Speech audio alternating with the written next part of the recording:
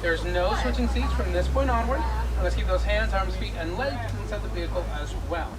If you have any small children, they can be seated on your lap. They too need to stay seated there. So please, friends, do not hold your children in the air. Do not stand them up. Do not move them around from seat to seat. These roads can get really bumpy. That is for your safety. You need to make sure we're following these rules throughout the entirety of the day. The first area we're entering, this is called the Little Aturi Forest.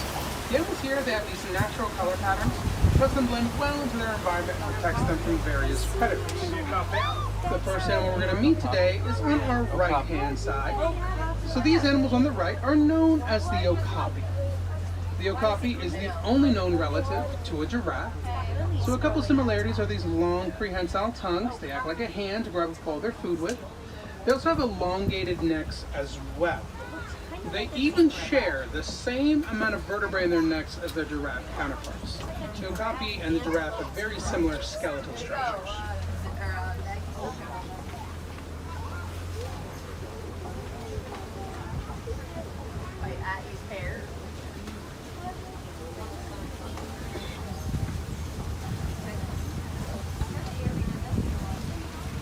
On our left-hand side, we're going to see a black rhinoceros. The black rhino is a solitary creature by nature, so that's why they have a home all to themselves. They have no natural predator out in the wild, but they do have one considered to be unnatural. Sadly, this is considered to be mankind. So man has hunted the rhinoceros to near extinction. Hunting them for the horns on their heads, who may serve a medicinal purpose, but in reality their horns are made of keratin and are no different than our fingernails. We support efforts to protect and preserve rhinos, so when we conservationists do this, they'd have their horns pink for them valueless features. Nice internet. On our right-hand side, there are two different antelope species here, both a copper-colored bongo and a tan-colored greater kudu. When it comes to the bongo, both male and female will have short, heavy, curved horns. They'll use their curved horns to brush away the underbrush of their forest environment, so they can swiftly travel through their ecosystem. That is in contrast to the greater kudu. When it comes to greater kudu, it's only males that can have horns that are roughly 6 feet in length. The females that we saw, no horns at all. We are now inside of the Safi River. This is home to the Nile crocodile, as well as the hippopotamus. There's a chance we might see hippos on both our right and our left. When it comes to the hippos on this right-hand side, even when they're out here, very rarely going to be much of my focus. It's not only focusing on these birds on this right, known as the pink-backed pelicans, but of course you can see those hippos as well. Now starting with the pink-backed pelican. A pink-backed pelican gets this name because during their mating season, stay seated. A pink-backed pelican gets the name because during their mating seasons, their backs glow bright pink colors. When they have their eggs, males and females are often in incubation, switching up every 30 days or so. We saw the hippo on the right, now many more here on our left. Hippos can be a little tough to see at times. As you see, they do spend most of their day submerging themselves in water. They do this to keep from overheating. So a hippo spends roughly 8 minutes at a time completely submerged, rather than pop up and take their breath. They even like to sleep in these waters. When a hippo does sleep, they continue to submerge themselves, raise themselves if they need to. They do all of this instinctually. The hippopotamus, they are using their body weight to sink themselves down to the bottom of these rivers. These hippos can then keep along the bottom of the river just to propel themselves forward. When the hippopotamus reaches adulthood, they're going to weigh around 5,500 pounds, with 80% of that being mass muscle. And herd is known as the Keep looking to the left, now their embankment are the Nile crocodile. The Nile crocodile is an apex predator, 16 feet in length, and range as 5 feet.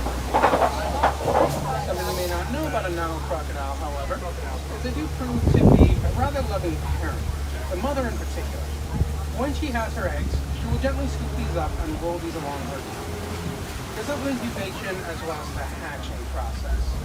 Once the eggs have hatched, the mother takes a very active role in her young hatchling's lives. She even carries her young in her mouth and along her back to keep them safe and protected at all times.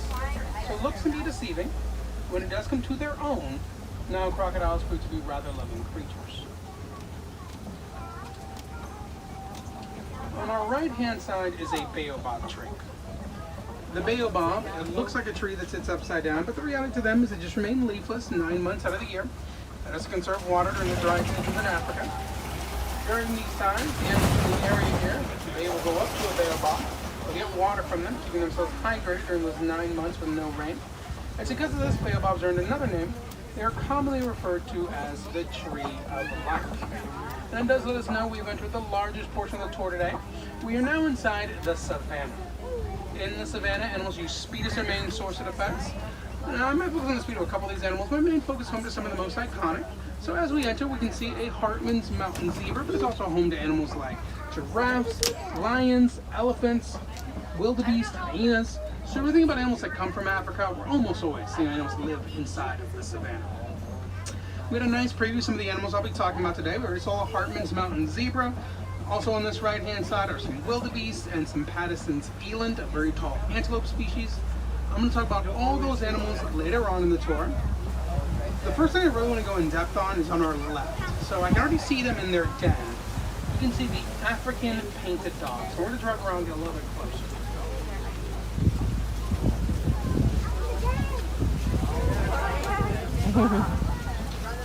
So again, these are called African painted dogs. The painted dog gets this name due to the black patterns that they have. It almost looks like they've been brush stroked on. Each one is distinct from one another. No two looks exactly alike, so they can tell each other apart even from great distances. And a painted dog has both an alpha male and an alpha female. They're going to be in charge of the pack and be the main source of on our right-hand side, a couple of animals here. Let's talk first about the wildebeest. The wildebeest that live in this area, they live in a large herd by reserve standards, but it's a small herd by wild standards. I say that because in the wild, the wildebeest will travel in herds as much as 1.5 million. And they're going to travel between 500 to 1,000 miles during their migration period. Making them the second largest migrating mammal, they're second only to mankind. Also in the background are the two Patterson's eland. Eland, again, is a very tall antelope, standing about 6 feet at the shoulder. A little tough to see from this far out, but both the male and the female, they have these lovely spiral-shaped horns in their heads. Now, speaking about horns, on our right-hand side, we're coming up to these large bovine, known as the Ankole cattle. And Ankole cattle is known for having massive horns, roughly 5 feet in length and 20 inches in diameter. These horns, they're mostly hollow. They serve some blood vessels, which have a honeycomb structure. These just bursting out of their bodies, keeping themselves cool throughout the day. We'll get one last look at that Hartman's mountain zebra in that right-hand side as well. It's a very small zebra species, standing just at about 4 feet at the shoulder. And all have a white underbelly. Other zebras have black striped patterns throughout. Hartman's mountain zebra, they're considered to be black with white stripes. We know that when we look at their nose. If a zebra has a black nose, it means that species is black with white stripes. If a zebra species has a white nose, that species would be considered white with black stripes. And herds of zebras, they are known as dazzles. You can already see from this angle this tiny antelope on the right-hand side called the springbok. I'm going to talk about them once we get a little bit closer to the springbok. For now, when we look to the left, I can already see a Maasai giraffe moving through those trees. I can see the top of its head. The reason you can already see that giraffe is just how tall this species is. This is one of the tallest giraffe species. They will stand in at around 18 to 20 feet tall when fully grown. And they have a rough, sharp pattern. This is still to the Maasai. He just saw his head go through Maasai the giraffes trees. do move around quite frequently. They're starting to move into that back area to eat their food. Maasai giraffes need to eat roughly 22 hours every day. They actually use their long prehensile tongues to grab up that food. And then they break it off, they chew it up a little bit. Their food then travels down to a chamber in the stomach. Then it comes back up to the mouth, chew it again, and goes down to another chamber. The food is passed through 4 separate chambers for that food completely digested. Alright, so we're going to be talking about that very tall animal. This is an incredibly small one. So on our right, the springbok. Now, while the springbok are very small, they're also very impressive. Springbok got this name because they have an ability to spring up to 6 feet in the air at a time. We call that pronking.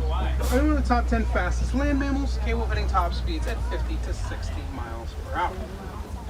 Oh, what a great view of the baby elephant with her mother right in front of us. we enter, just to the right, you can see mom and the baby. Then to the left, you can see some more of the female herd. Sit down, sit down. My friend, don't stand like that. Gotta stay safe. I know the elephants aren't the easiest to see. Gotta make sure we're staying safe out here. So these are female dogs. Females are far more social than their male counterparts. Females spend their entire lives in their herds where they raise their young. They could include young males as well. When a male alpha reaches adulthood, it's going to separate from this herd to strike out on its own. If you ever see a male alpha in a herd, it's never going to be more than 2 or 3. We call these male bachelors. It's such a great look.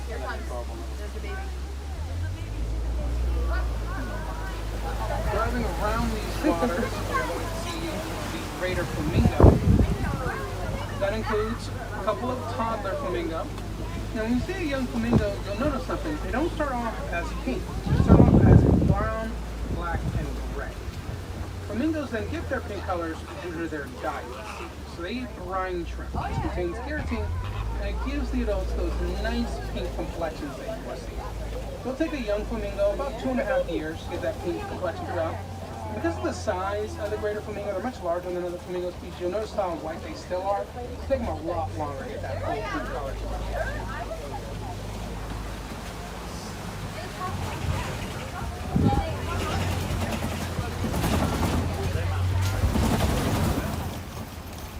We're going to enter the final portion of the Savannah.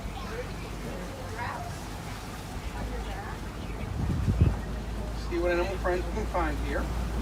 You're probably noticing just how active a lot of these animals are. And a lot of that has to do with this rainfall that we're having. People see rain and they sometimes think that's bad. This is great for safaris. You gotta remember, the animals that we're looking at, they come from the savannah, so we can see this white rhinoceros here on the right-hand side. Wow. Typically, an animal like this is going to be resting. They're gonna keep out of the heat. So they want to be somewhere where there's shade, and they want to be laying down to conserve their energy. Because even though we provide them with food, we provide them with water, to them, that is a scarcity.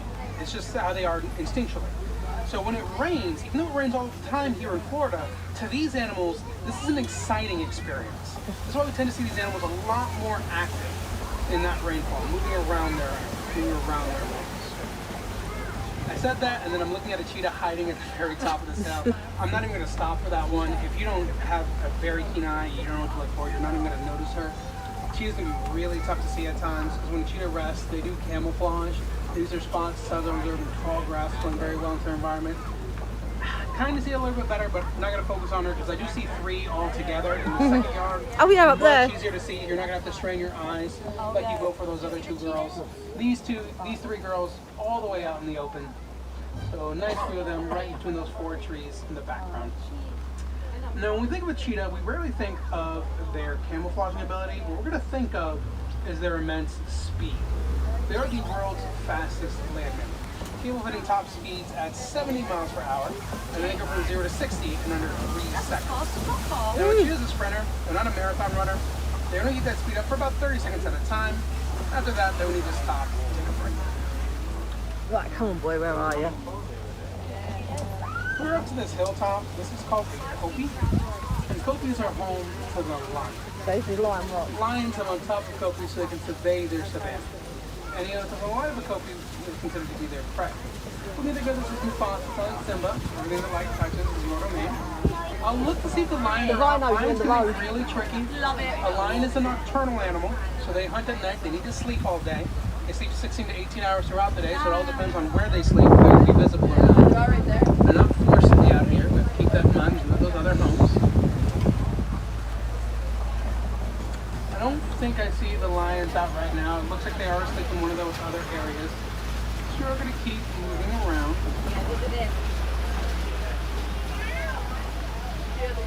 Now, while we didn't see Simba this time around, I already do see those white rhinos moving around their area on the right-hand side.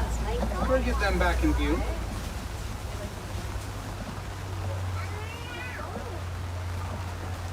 Wow, look at them. They are very, very So let's drive up to the white rhinoceros. And we see as we drive up to the white rhinos, they live inside of a herd. This herd, it is known as a crash. It's a nickname they very much have earned. These are incredibly kind creatures. They are docile by nature. However, they're also nearsighted. So So for a white rhino, they have difficulty seeing things that are close up, especially if they're not in motion. So they tend to crash into things. And they're 5,000 pounds of pure muscle. That is not an animal going to crash into you, no matter how kind the right rhinoceros may be. Now you're probably noticing something about the white rhinoceros. They're not white, they are gray. We get the name white rhino from an Afrikaans term. It's a mixture of Dutch and other languages. This word is wit. It means wine, or the wine fox mouth. It was really lost in translation to us. So their real name, the white rhino. We just took it as the white rhino, and then we never really corrected it. We're going to move into the final leg of the store. Now this is the glen.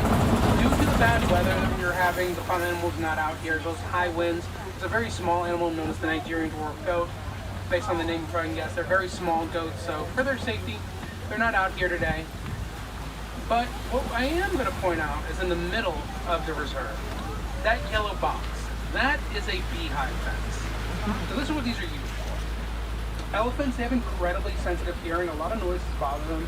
They don't like noises too loud or high pitched.